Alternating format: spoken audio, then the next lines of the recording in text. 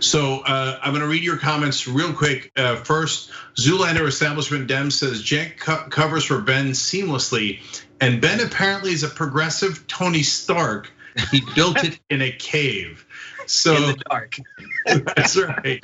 So if you missed it earlier in the coverage, Ben's power went out, but he somehow MacGyvered it / Tony Starked it and rebuilt himself in a cave there. So that's true. Ashkan asked, Cenk, overall opinion on General Colin Powell. Well, we're going to talk about that in a little bit, Ashkan. Those are Young Turks members there that were asking those questions. We'll get to Colin Powell in a second. One more person at least signed up on YouTube channel membership, and their name is Better Quality Uploads. Okay, it's a fun name. And then on YouTube Super Chat, lots of good folks who are chipping in and giving their thoughts. Dina81 says, please make this stop. Okay, but on the other hand, Coffee Break Fiction says, this is so sweet. It's nice to see what good people look like, just working class, decent people. I want to come back and talk about that in a little bit. Mary Slavin says, hello, Cenk, love TYT, thank you. Sangus15 wants us to visit Sweden. I wish, brother, I wish. And on Twitch, apparently things are going nuts because the hype train was real. Whatever the hype train is, it got to level 5. I don't know if it goes to level 11, but it got to level 5, so that's awesome. Thank you guys. And I'm gonna just read a whole bunch of people who either sub with Prime. That's if you have Amazon Prime, it's free for you to become a subscriber, but we get paid on Twitch. So please do that if you can.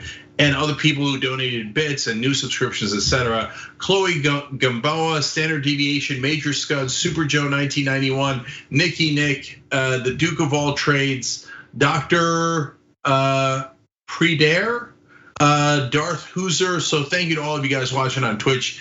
We really appreciate that as well. All right, now let's get to analysis. So let's start with Jill Biden. So Dr. Jill Biden gave a speech tonight, Ben, obviously, as we just saw, covering this live. And we'll be covering every night of DNC and the RNC live. And the potential first lady always gives a speech at the end of one of these nights, and she did that here. And I had mixed feelings about it. So let me put it this way, I'll say before the threshold, I liked it. After the threshold, I thought it went a bit much. So what's the threshold I'm referring to? When I'm learning about her and Joe Biden and their family history, look, she doesn't have to tell us policy. She, if she does, great, but that's not necessarily what we're expecting from the first lady to come and deliver a speech on. So the things I learned about her, I like learning about it. I don't know how relevant it is, but it's still, I'm happy to know it, right? Things, and I'll give you some examples of that in a sec. And things above the threshold were like, and then she started talking about the dirty dishes in the sink, and I'm like, I got it, I love you, but okay, this is too much, right? Like it was just personal. I mean, it was just super duper personal, right? And so they talk about the folks who pass away in their family a lot. And I've seen this now. I now haven't covered Joe Biden literally for decades. I know those stories inside and out. But I gotta say, Ben, I come close to tearing up and sometimes go above that threshold whenever I hear about Beau Biden.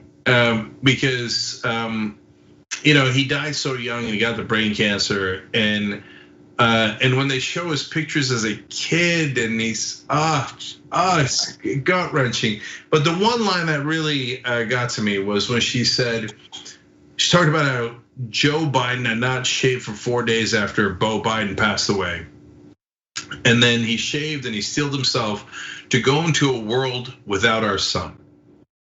Oof! For anyone who's a parent, that's tough to listen to, and it makes you root for them.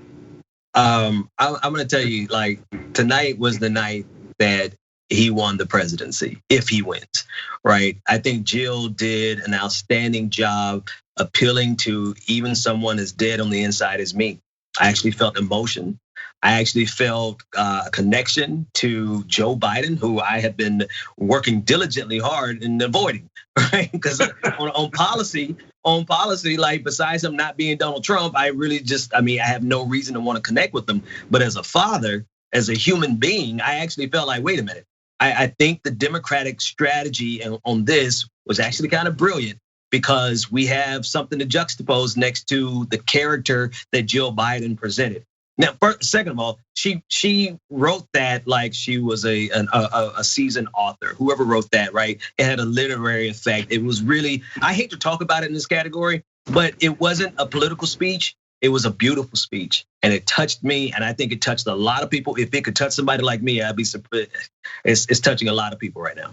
Yeah, and I actually think there was one symbol in there that was really, really powerful, which I'm going to get to in the end here. But I want to do what I usually do, which is give you some fun things in there and as much substance as we can too. And as I looked at her speech, I thought, God, well, what is Donald Trump going to say about this? I fear anything he ever said. Like, God, please don't insult their dead family members. But you never know with Trump. You just never know. And right. And anyway, so first of all, this is the most honest the Democrats have been, because they admitted a bunch of things in there. And that's what makes them more relatable and likable, ironically, that I'm not sure they should be admitting in terms of their relationship. This is just fun stuff. But when Joe Biden, and I've heard him say this many times, but he says, I asked her to marry me 5 times, and finally at the end she did. I'm like, Joe, I'm not sure that's such a good story, right?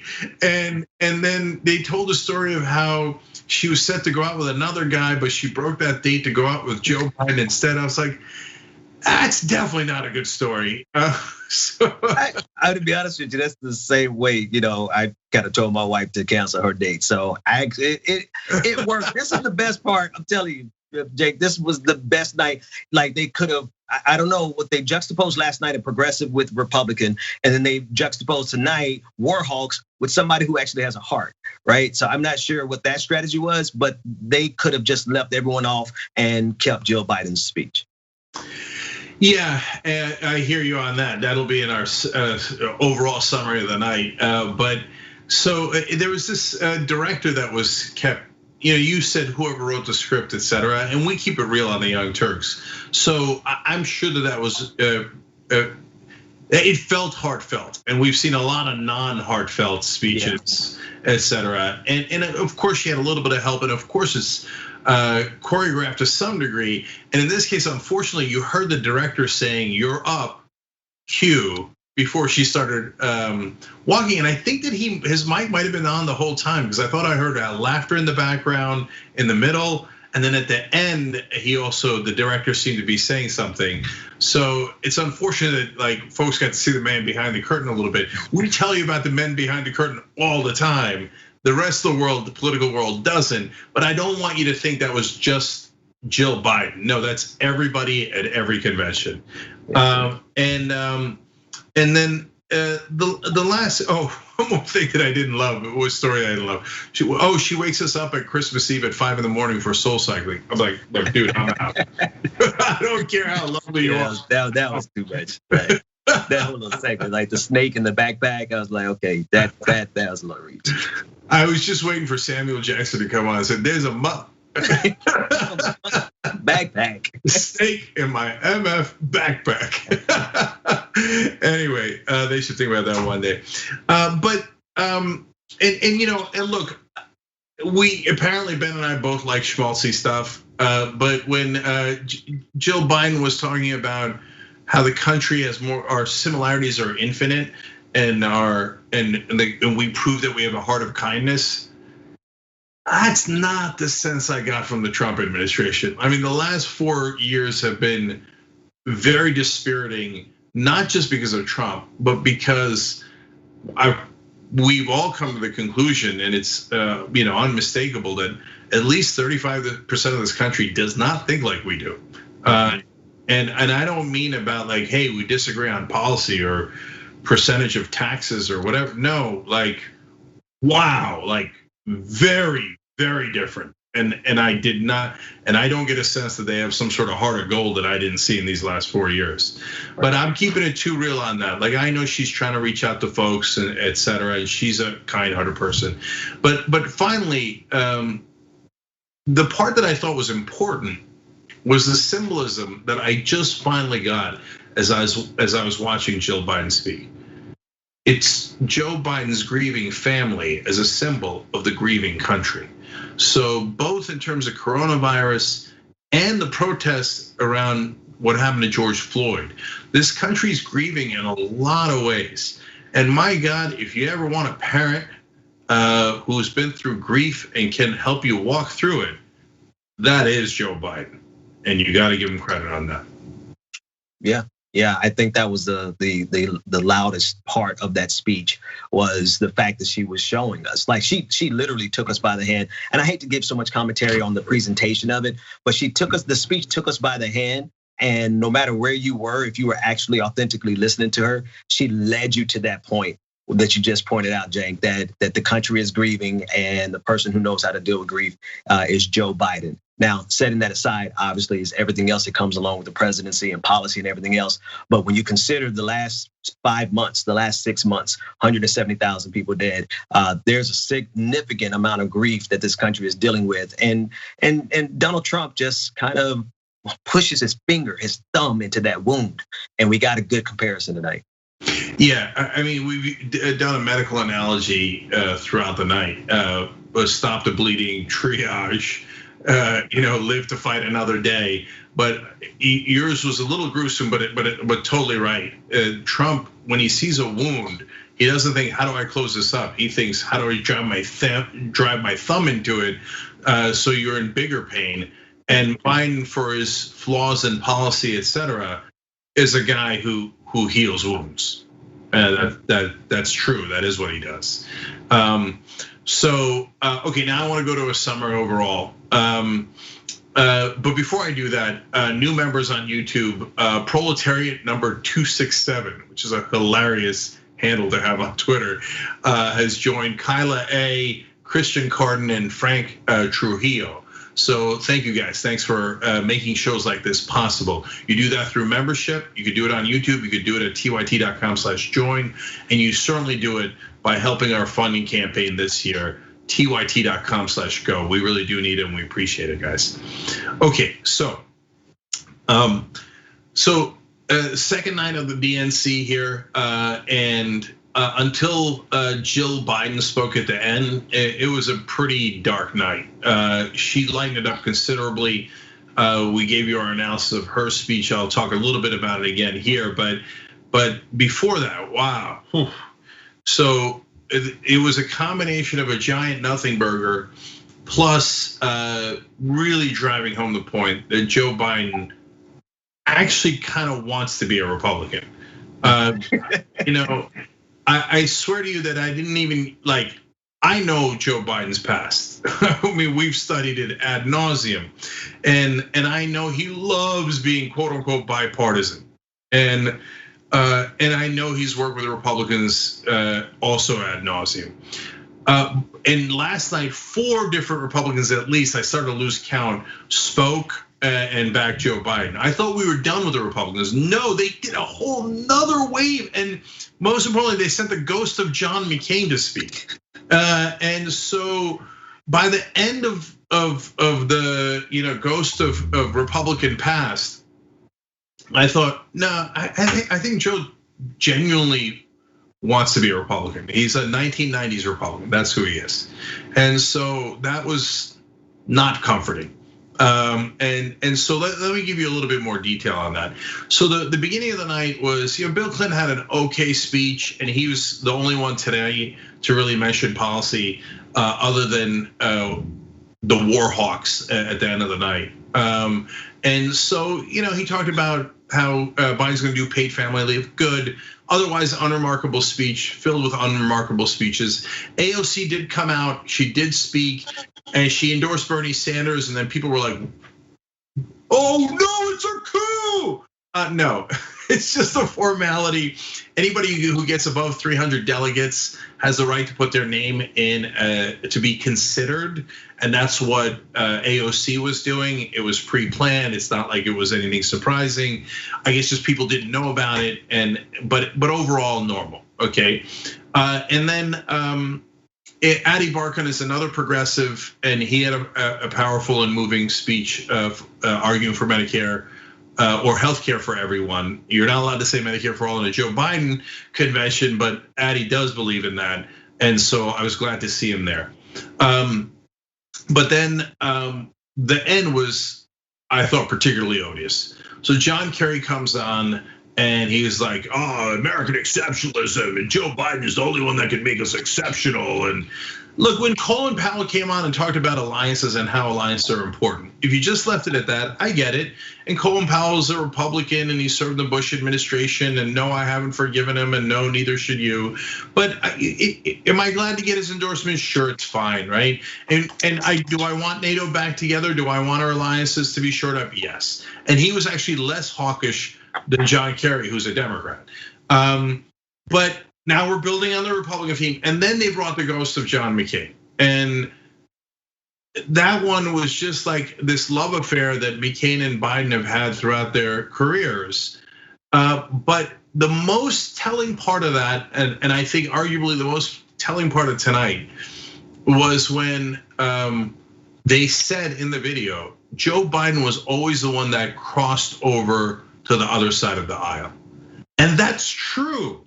I know the details of those deals. At different times, we've explained those different deals to you guys.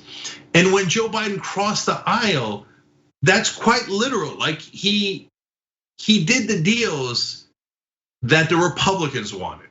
Right. And it really hurt Democrats over and over and over again.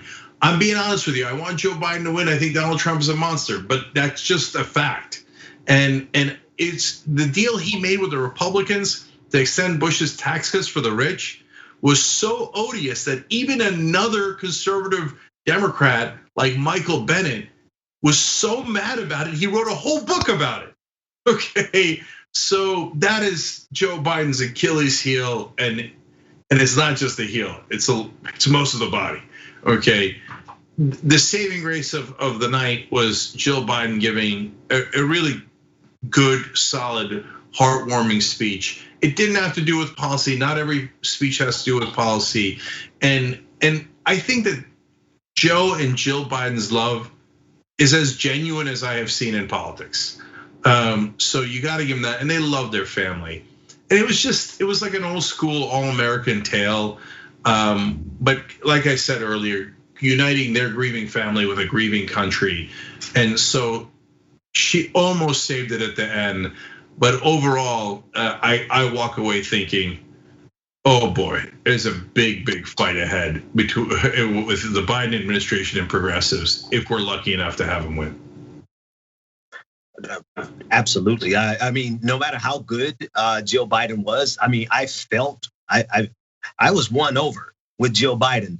That doesn't change the fact that as soon as the inauguration is over, as soon as the election night is over, we have to go to war with this administration that is going to do exactly what they set up with John McCain, right? With the entire clip with John McCain. And I'm glad you pointed that out with so much detail, because that literally is the problem. The fact that Democrats have been going over to the right over and over and over again, capitulating to Republicans without ceasing for the last 40 years, for which Joe Biden was a part of almost every single one of those years. And so the fact we know without a shadow of a doubt that one of the first things that Joe Biden is going to want to do is find some way to have some type of conciliatory relationship with the Republicans, which means capitulations, which means that progressive, not just us in terms of a group and a movement, but policies that people need to survive, we're going to get burned. And so we have a fight on our hands, and as loving and caring and heartwarming as tonight was. I'm a Disney dad that touched my soul, my dead little soul on the inside.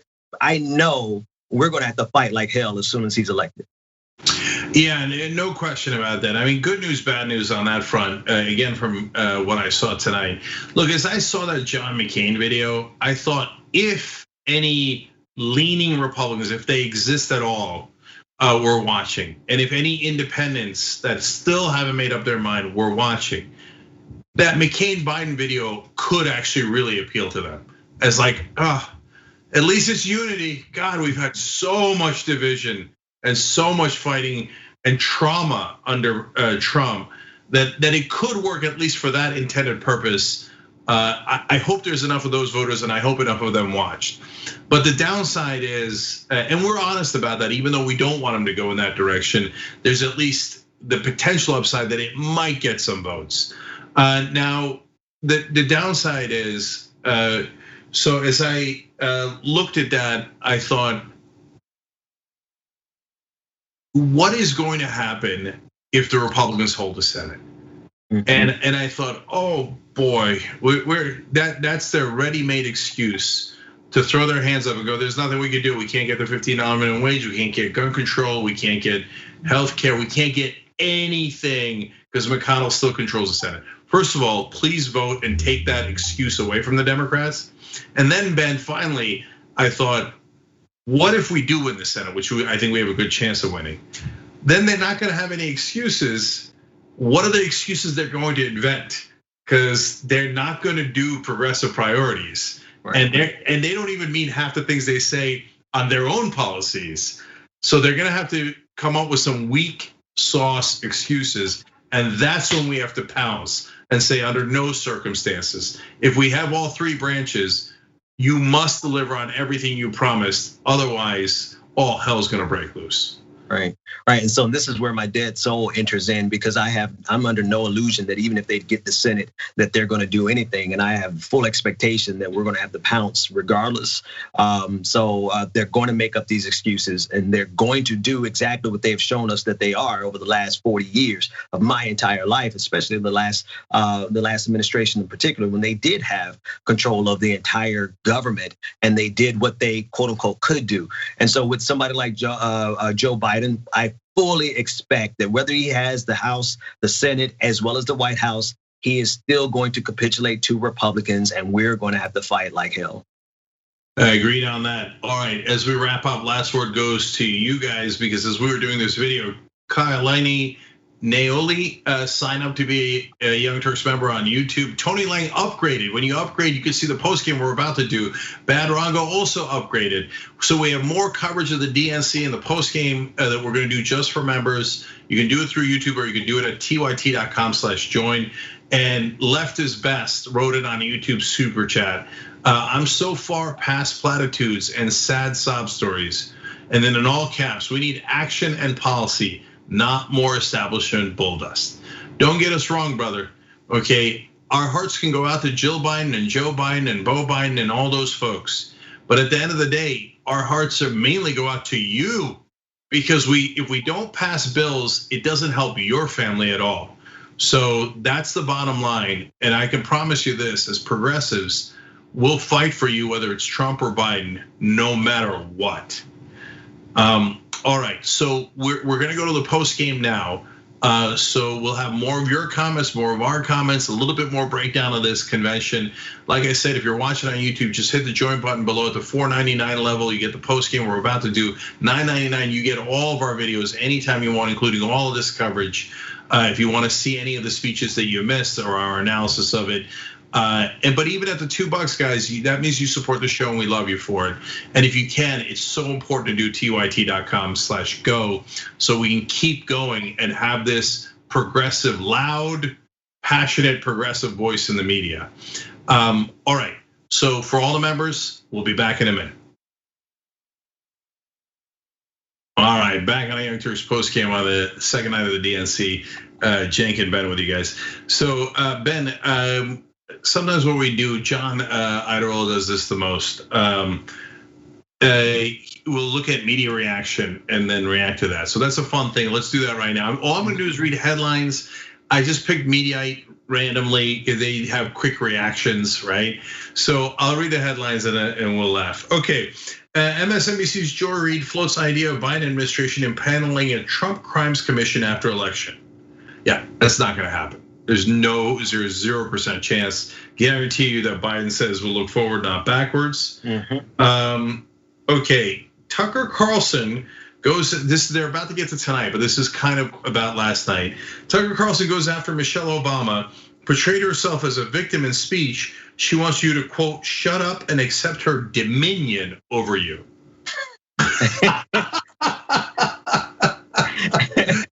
Tucker Carlson he never lacks creativity. I give him that much. Yeah, look, I don't know much about Michelle Obama. I certainly don't know her personally, but I would be shocked if her driving motivation was dominion over you. Yeah. I mean, he's working in a lot of tropes in that. Like, he finessed the hell out of that one, Jane, because he worked in like the domineering woman in general, the angry black woman. He worked a lot of tropes into that one. Yeah, and look, I think a legitimate critique of the Obamas is they've spent a lot of time on yachts since they retired, I guess, and. She talked about putting comfortable shoes on and making sure you vote. Obama, of course, once famously talked about putting on his comfortable shoes to join the picket lines that people were striking and blah, blah, blah. And he never did any of that, right? Right. And so that's a legitimate critique. Saying that Michelle Obama wants to control your life and is angry and wants dominion over you. It's like insanity, man. They live on a totally different planet. Yeah, no, absolutely. But it works, right? He's actually doing quite well in terms of like one-upping the level of bigotry and ridiculousness that Bill O'Reilly left a big gaping hole at Fox News. Tucker's doing pretty good in that role. Yeah, no question. I'm telling you. Leading candidate in 2024, if you ask me, on the Republican. Okay, I'm not even kidding.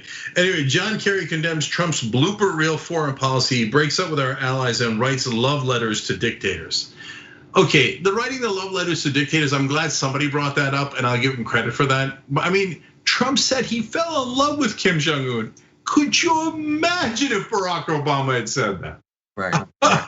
Could you imagine if Bernie Sanders said he fell in love with Kim Jong-un or Fidel Castro or any other communist dictator? All he had to say was mention something good about Cuba, and they took Bernie Sanders to task over that. So they really did slip on that one. They should have been driving that one home for a while now.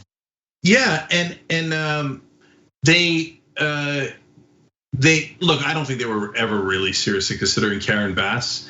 But the theoretical storyline there was that she was pretty much eliminated because she had once said something nice about Cuba, however long ago, right?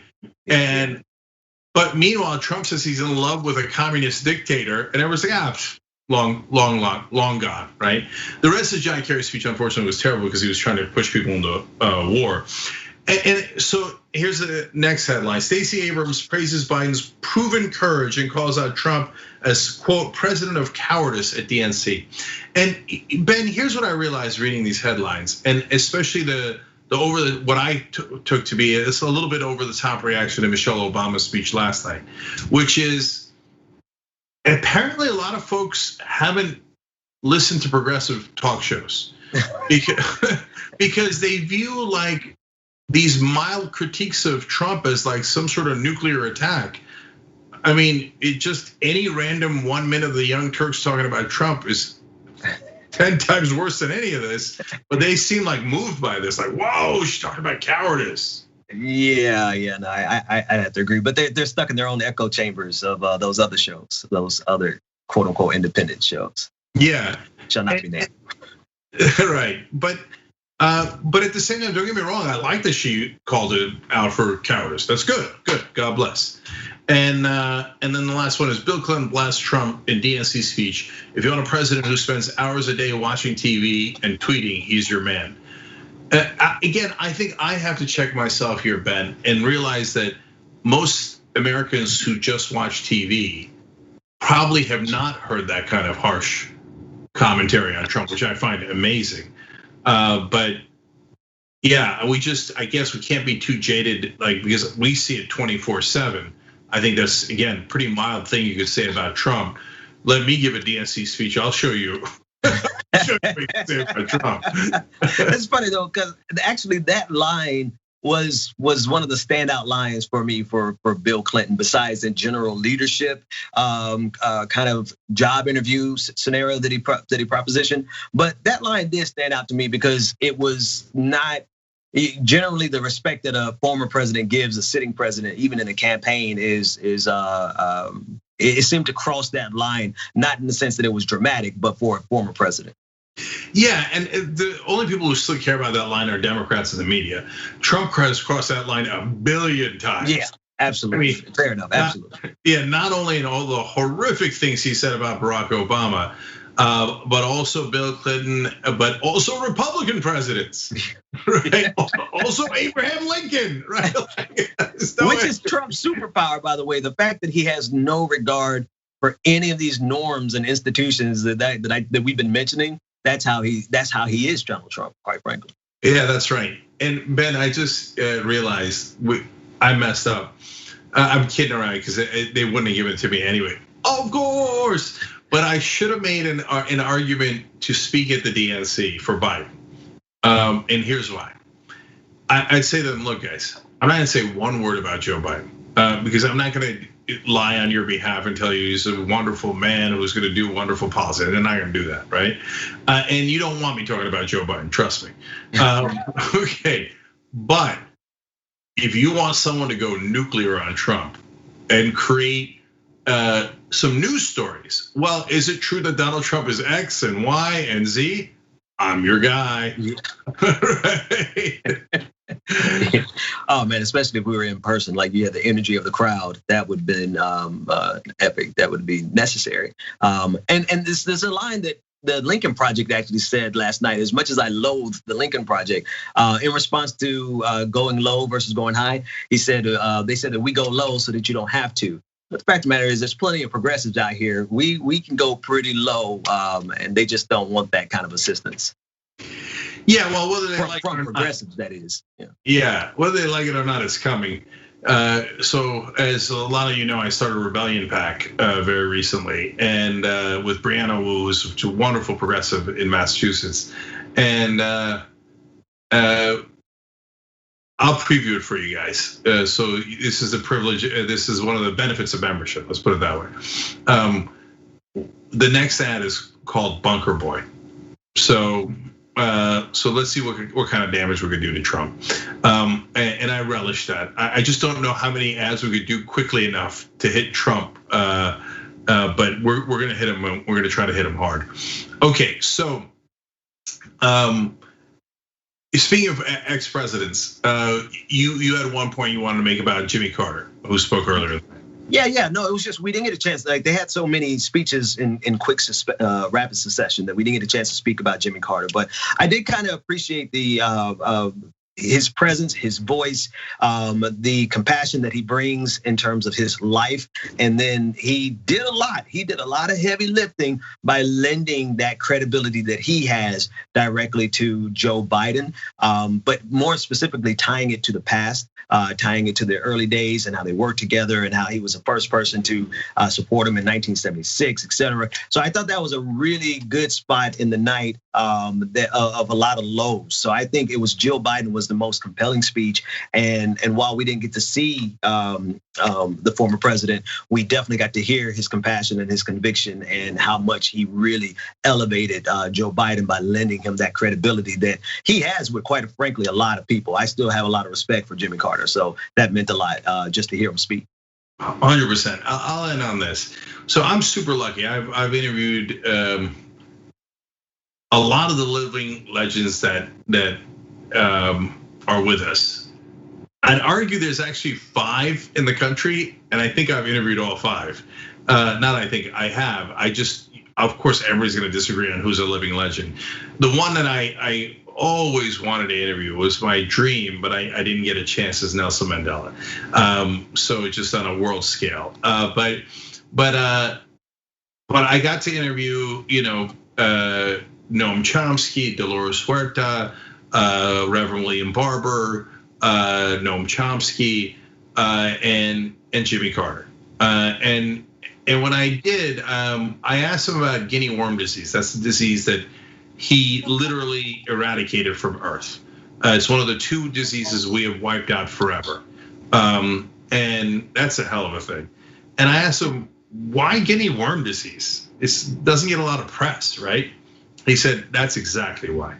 He said, it actually affects a lot of people, but it affects people that aren't in the press a lot. It was pretty prevalent in Africa, and it hit poor people really hard. And it's actually a disease that's in the water, and then the worms live in the water, and then they get inside you, and then they come out of you. It is just a horrific disease. They burst through the skin. It's like out of a science fiction movie, and it could kill you. And if it doesn't kill you, it is tremendously painful and puts you and makes you very, very sick. And it's killed a ton of people. He said it was a disease that caused the most damage where no one else was working on it. And part of the reason they weren't working on it is because they weren't going to get a lot of credit or notoriety for it. He says, so that's why I stepped in. How do you not love a guy like that? Wow. How do you not love him? Yeah, no, there's just that's powerful. I never knew that story. Yeah, so peace in the Middle East and wiped out an entire disease from the planet. So that's a living legend. So we're lucky to still have him. All right, we had a living legend and we had a ghost tonight. The ghost of John McCain. So in a sense, we had it all. All right, Ben, you're awesome. Thanks for joining us. Everybody, make sure you check out the Benjamin Dixon Show. It's fantastic. Ben's also on Damage Report a lot with John. New dynamic duo over there. People love you guys when you're together. Thanks for having me. I appreciate it. Yeah, absolutely. Thank you, Ben. Thank you, guys. We'll see you tomorrow. Thanks for listening to the full episode of The Young Turks. Support our work, listen ad-free, access members-only bonus content, and more by subscribing to Apple Podcasts at apple.co/TYT. I'm your host, Cenk Uygur, and I'll see you soon.